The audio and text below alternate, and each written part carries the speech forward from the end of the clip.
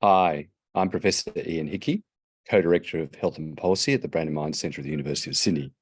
It's a great pleasure to join you today, even somewhat remotely, from the island of Bali, hence the roosters sometimes in the background, to talk about youth mental health care and our team's real enthusiasm for trying to improve the quality of care, and particularly through the use of technology to reach more people effectively and hopefully change the trajectories of difficulties in their lives so they can achieve maximal function.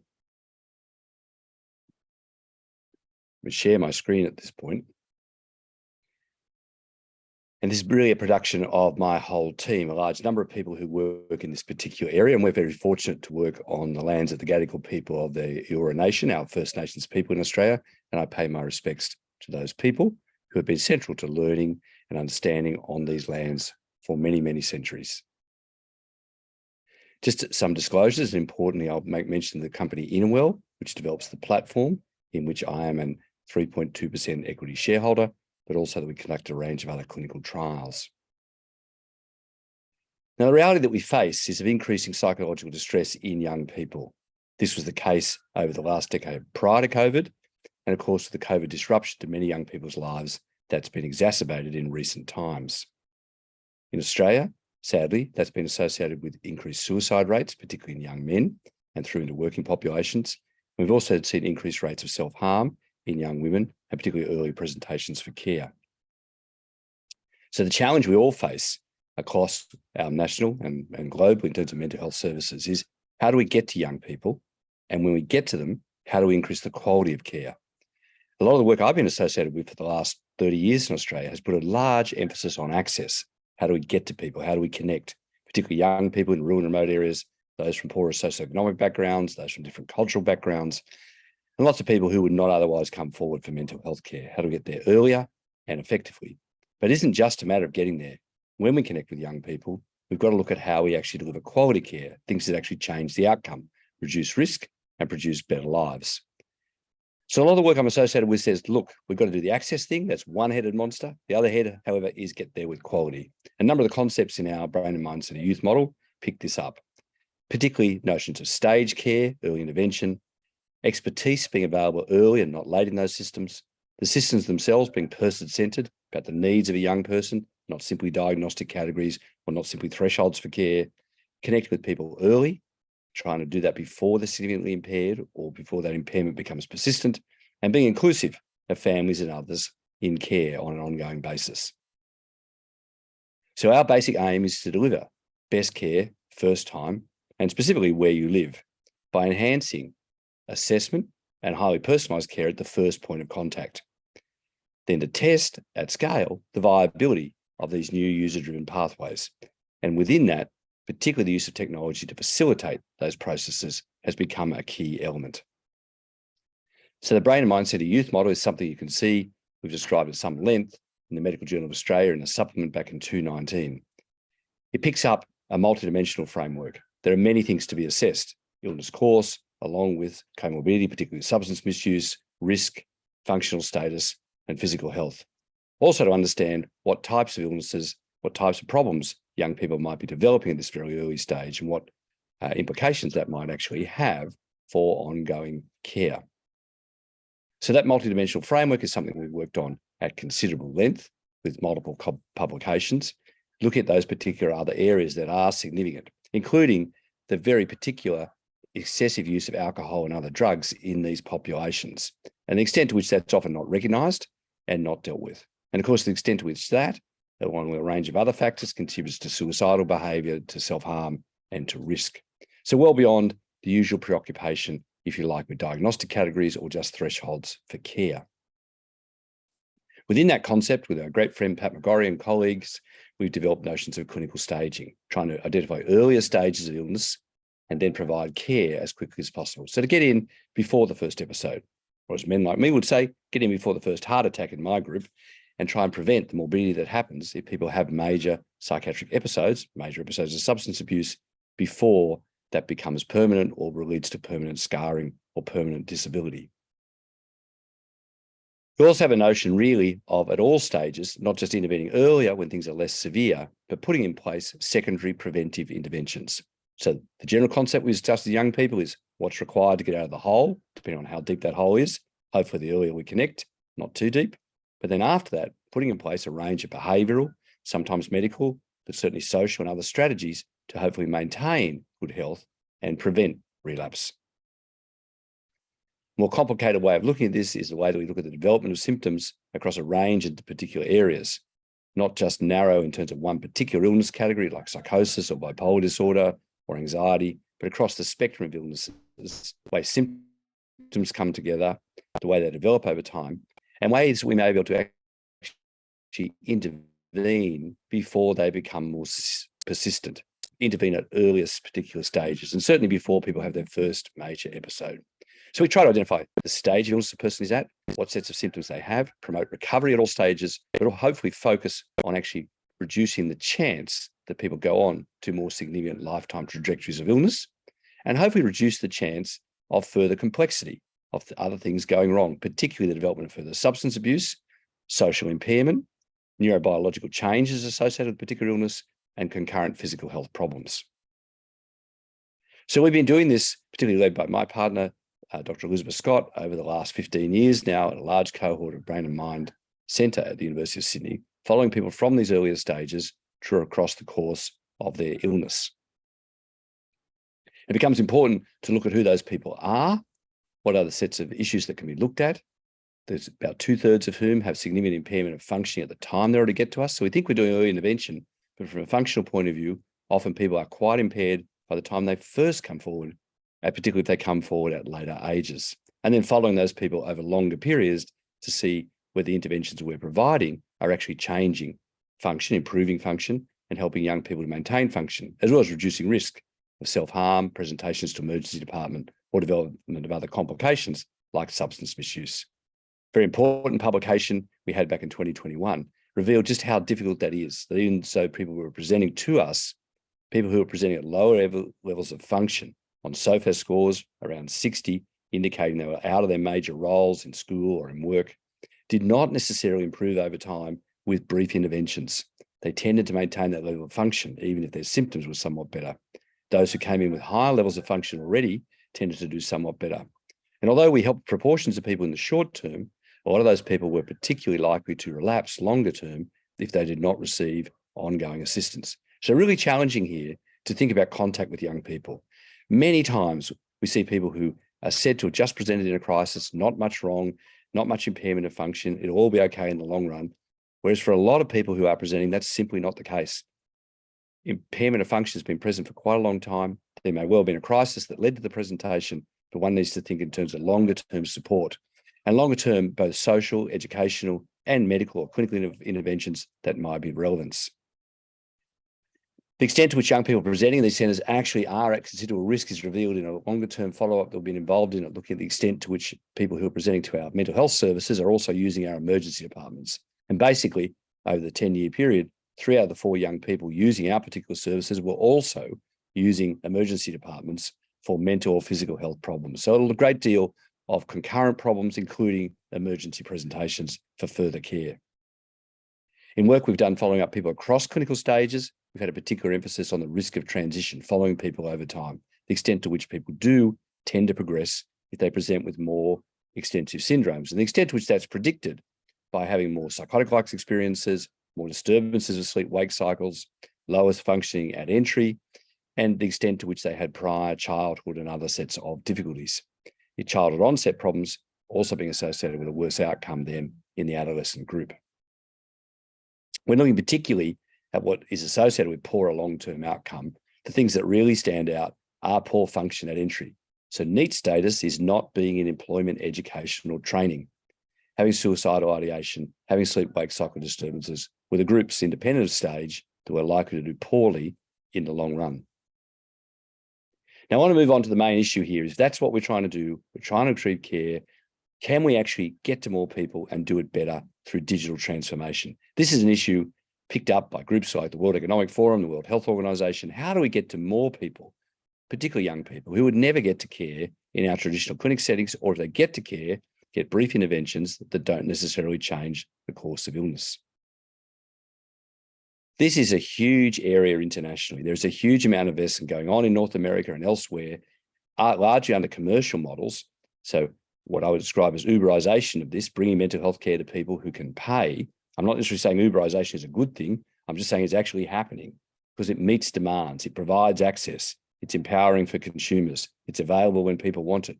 It's often considerably less costly than other forms of care and has a capacity to be accountable. People can comment on the care that they're receiving, just as they do in the other industries now that are driven by personal technologies and have a strong emphasis on convenience and customer feedback. So the reality for us in mental health care is this is happening. The challenge, I think, is are we part of the solution or does it just happen around us and particularly become a particularly commercial and private model best available to those who can pay and most available to have those who have access to technology and the greatest capacity to use it. I think the reality for many of us who've worked in clinical settings with medical record systems and others is that we think digitization, we think technology is simply replacing paper and pencil with computers and medical record systems. I just simply like to say it's not. That's horse and cart stuff. Real digital technologies, real health system transformation is basically A380 type stuff.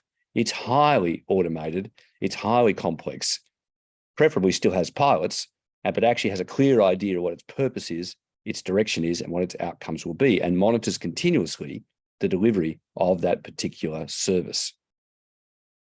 A lot of the work I've been associated with is people feel this is just a fad and it'll go away without realizing how attractive it actually is, particularly for users of care in underpinning access and quality, how empowering it can be, how it can deal with a lot of the stigma and difficulties of presenting. I think particularly for communities and families, there's the opportunity to engage through technologies in ways they're often excluded. Clearly for those who fund services, there's the potential to meet much more demand, to look at whether investments are delivering better care and to hold providers of care more accountable. The biggest challenge we find on an ongoing basis is actually with clinicians who are not really used to using real-time data to personalise and deliver care. During consultations, over the course of care, they're much more used to keeping records, which become archival, but don't really interact, don't really have that iterative process of really responding. I often say, I'm not as interested in those people who get better. I'm much more interested in knowing who is not getting better or who is getting worse and having systems, people themselves, informing me of that so that our care systems can be much more proactive and respond in real time. I've been fortunate to be working with the Australian government developments over the last decade, previously with our National Mental Health Commission over a decade ago, saying we have to get active here. We have to respond in particular ways and use new technologies. Sad to say, over the decade, it's been a slow process within services, although outside of services, the development of digital mental health has proceeded much, much more rapidly. I was very fortunate to be working with a large cooperative research centre led by Professor Jane Burns, which were focused on these technologies for young people and young people's enthusiasm for engaging through technologies in the style of care that they would prefer. We were also fortunate at the time to have a Prime Minister, shown in the bottom right here, Malcolm Turnbull, who'd actually invested strong in technology. But the psychiatrist in the middle, Lara Spina-Polinos, is from Colombia in South America, and she's able to provide services across distances, across groups, to far more distant people, including our own country when she worked with us, through the use of appropriate technologies. I think that's the now, not just the future, that's the now. If we're smart, we can move to providing much better services for young people. So I want to tell a little bit of a story about how we've used technology to facilitate our brain and mind centre youth model. Basically, the issue is here, how do we actually take all the aspects of technology to fit those things we really think are important across the spectrum of self-care and wellness when people are unwell, to put treatment plans in place and to actively encourage management, monitoring, ongoing self-care and better clinical care. How do we use these particular processes to track individuals over time? A process we've described at some length. What you can do to track people using personalised systems, using new data systems across the course of care, so you know when they're well, you know when they're unwell, and you can respond in real time. The InnerWell platform is the particular platform that we use to do this. So we've taken the concepts from the brain and mindset of youth model, and essentially we've digitized them. The standardized assessment, the access to care, the routine outcome monitoring, focusing on shared care, how do we learn and request clinical interventions, and how clinicians and supportive others become involved. The emphasis is being highly personalized and being measurement-based. We say we do things a lot in mental health care, but in truth, many of our systems are not felt to be highly personalised by those who use them. And certainly very few systems use measurement in real time to monitor progress in care. So standardised assessment is really important. It's kind of interesting here because a lot of clinicians are very reluctant to use standardised instruments to actually collect information in standardised ways across the variety of measures that are possible.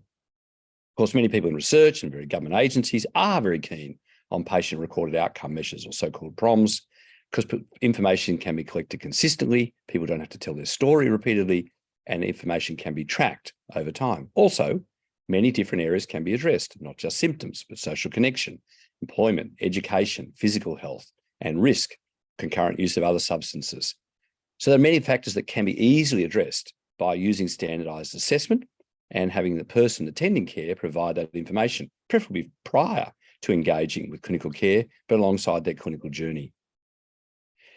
That information can then be actually produced in dashboard-like ways in shared platforms that it can be seen.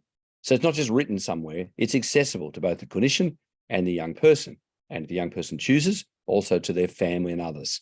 So the scoring, the assessment, where it is, can be shown and can be dealt with. Within that, there's also the capacity to make particular choices about what to focus on, whether they're focusing on particular issues that are relevant to the clinicians, whether there are other issues related to risk, whether they're related to other particular experiences or functioning in life, making those shared health priorities, making shared decisions, an important aspect when it becomes transparent. Alongside the clinical tools, once people come into these platforms, they're immediately able to access self-care tools and strategies. So not just what the clinician does when they see them or the service, but to provide care options, to talk about what is possible, to show options that may or may not be readily available through the particular clinic, but can be accessed online or can be assisted to actually provide care on an ongoing basis. Requests can be made to actually look at other particular options. What could be addressed? How can the clinical system that you're accessing provide care? Or is there a need to look at other systems and work in other organisations and work in partnership with other organisations to provide the variety of clinical or psychosocial interventions that may be relevant to a young person? Really importantly, there's the emphasis on routine outcome monitoring. Not simply is the person getting better, but are they not getting better or are they deteriorating, and how is that signalled into the system? There are many, many trials of measurement-based care in many health conditions. Sadly, in mental health, it has not become standard practice to monitor and respond and encourage actually active monitoring. Many people fear it's depersonalising. I would argue the complete opposite, that it actually personalises the journey and makes the service very aware. It also empowers the user of the service to provide that information in real time back to the service if the system is not working to meet their needs or relieve their distress. There's the capacity to recruit other people, recruit supportive people, create a team around the young person. Really important, I think, to actively promote the invitation of support people into that care journey. Pragmatically, when we introduce these sorts of platforms into our services, you see some dramatic changes, one of which is dramatic use in waiting times for services. We have a tremendous demand at the moment. But by introducing these systems, triaging care, organising care, getting people to the right level of care, and introducing self-care instruments, we're able to dramatically reduce the time that people wait for appropriate psychological care. Also, that basically people report that they have not waited too long for treatment planning and organisation of care. Major changes that go to the access to care and the quality. We develop particular protocols for rapidly identifying those with suicidal ideation or risk and rapidly responding. So rather than just actually having clinics where people attend and have to wait and then find out they're at high risk, we have ways of detecting that risk and making sure that we respond very quickly. Very important concept when you have high demand to actually pick up those with at-risk mental states or those who are at significant suicidal risk and prioritise their care and have operating procedures that say we will respond in an appropriate time, in an emergency or within a short period of a day or two, to make sure that we are responding to those in greatest need. As a consequence of introducing these technologies, it makes service pathways more straightforward. Who requires more complex care from the start? who, by contrast, could largely self-care for a particular period of time. What other services need to be involved? What other partnerships with drug and alcohol services, with rehabilitation services, with employment services need to be in place? And making those service pathways very overt. Or you might say making sure that the actual train tracks are in place, not just creating more carriages that are disconnected from each other, but actually translate to an effective journey to the right destination for a young person. We've been looking at the impact of this across a very large set of studies that were fortunately funded by the Australian government to do. There are lots of issues that came to fore in those particular issues, and particular issues raised as barriers to implementation, the extent to which people were digitally literate and competent, and the extent to which that varied in various sets of young people. Of course, for many young people, they were more digitally literate than the clinicians or others. Perhaps more important was really service readiness for change.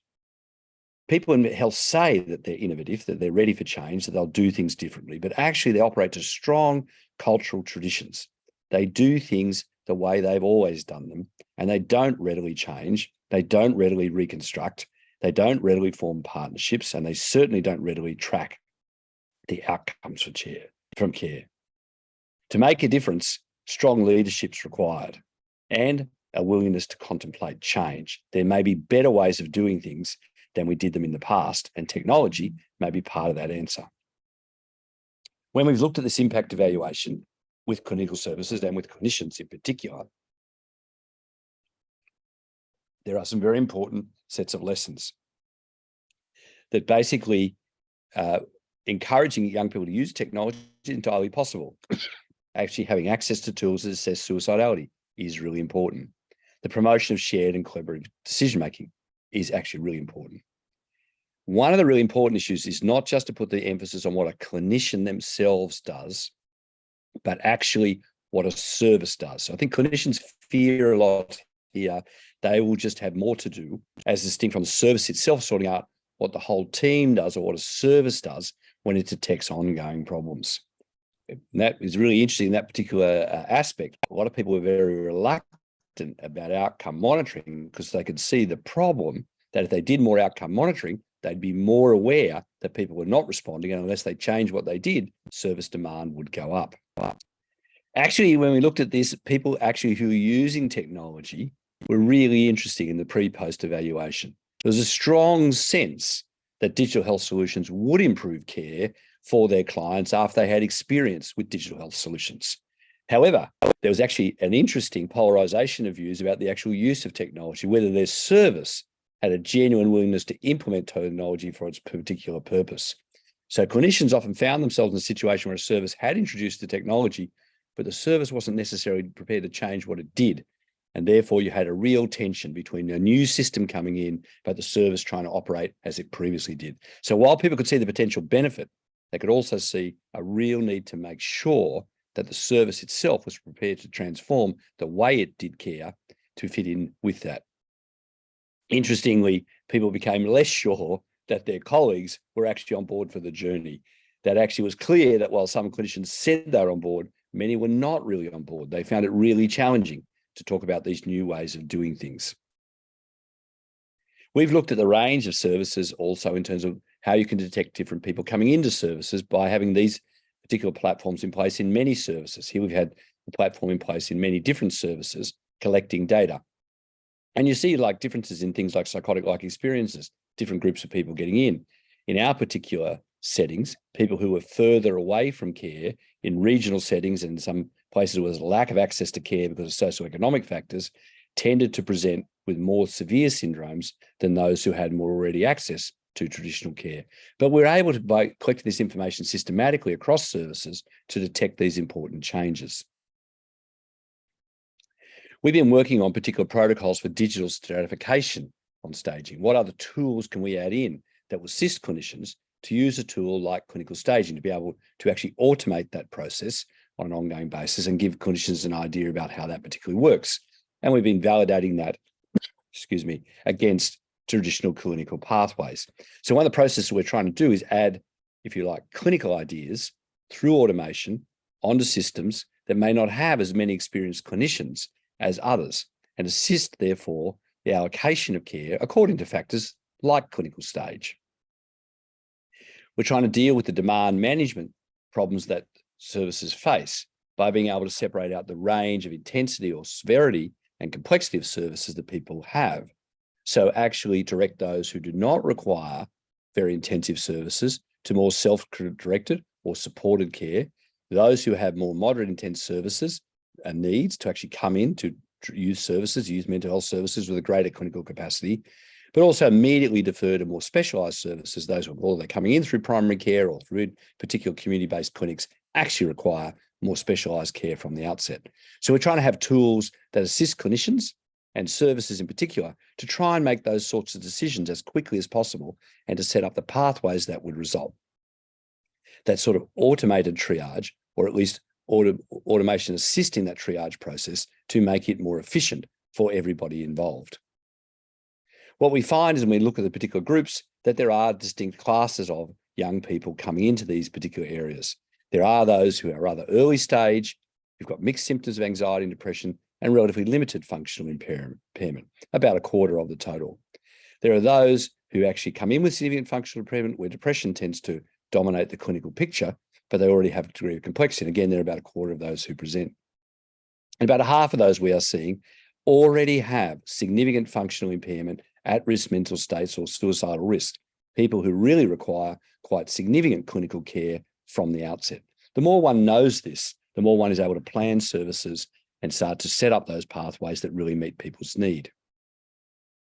These are the clinical characteristics of each of those classes that I was just describing. Those with established problems, of course, tend to be somewhat older in those particular areas. Those who've actually are very high and complex have other more complicated issues, often related with trauma or related with other more disturbed behaviour, but really importantly, to not be in education, employment or training. In many ways, we've connected with those people quite late in their clinical journey. When we look across the range of needs and categories that we see, we've got into further differentiation of this. What's the range of clinical needs that we see? What's the range of psychosocial needs? Now, interestingly, you see psychosocial needs are more evenly distributed across the board. Lots of young people have psychosocial needs. They don't necessarily all have high clinical need. And only the minority have more complicated physical health and very complicated drug and alcohol problems.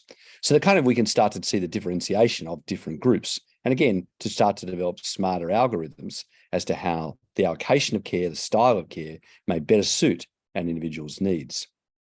When we look at this at the individual level, we tend to see groups that we think about 20% that could probably do well with self-care.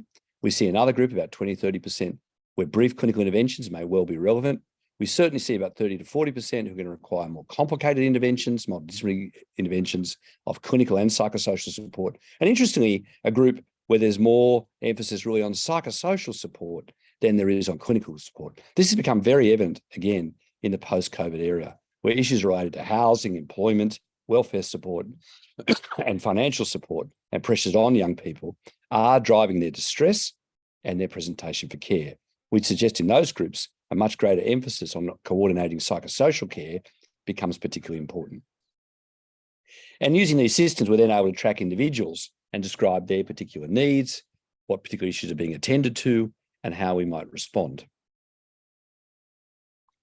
Again, it's become important for us to sort of track who's at the greatest risk of immediate functional impairment. What I really like about these technologies is to say, look, and all the factors that have been presented, who should we be keeping a really close eye on in the next 3 months? Not just providing standard care, but have certain sets of characteristics that suggest they're really going to be in trouble. And those issues, we've got to be really careful to look at who might deteriorate quickly on clinical factors, on self-harm factors, on other comorbid factors. We're now in the process of testing these models of care in formal large clinical trials. One in our health services program called the Empowered trial is a formal test of highly personalised and measurement-based care through a large National Research Council funding process that seeks to engage young people using technology, but then organising clinical care in the intervention arm in a much more proactive way, using that technology and information to drive care delivery every day, every week to be reviewed and see whether it's associated with change in that pattern of longer-term functional outcomes. It's a large trial that extends over 12 months and has a further 12-month follow-up period for the young people presenting to care. The enhanced care package doesn't just include digital assessment and tracking. It does involve, as I described, greater assessment, but also greater involvement of looking in real time, are clinical services making use of the information to change their care decisions and providing a better range of options to young people. Does the actual standardized measurement and then active monitoring of that drive clinical services to deliver better care? And can that change the outcome for young people? There's a whole range on an ongoing basis. The NOL platform itself does present these factors to a young person in summaries and is used on a regular basis to do this. It encourages the young people to set those health priorities. It encourages that assessment with young people.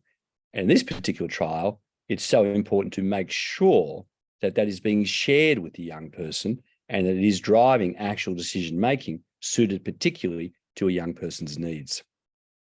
So I hope I've described to you what is possible, what is happening, what is already there, how you can take something like the Brain and Mind Youth model that we've worked on for over 15 years about access and quality, and how one can start to use technology to personalize that, to scale that, to actually introduce routine outcome monitoring, measurement-based care, and now to formally trial that.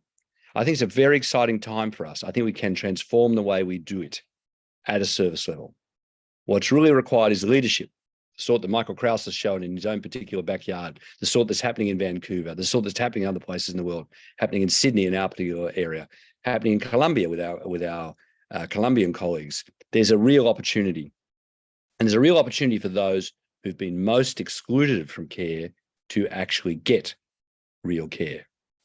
So I am very hopeful that we've reached a point where digital mental health care can transform the lives of young people and result in further care. I hope to join you in Vancouver in the near future. Thanks for your attention.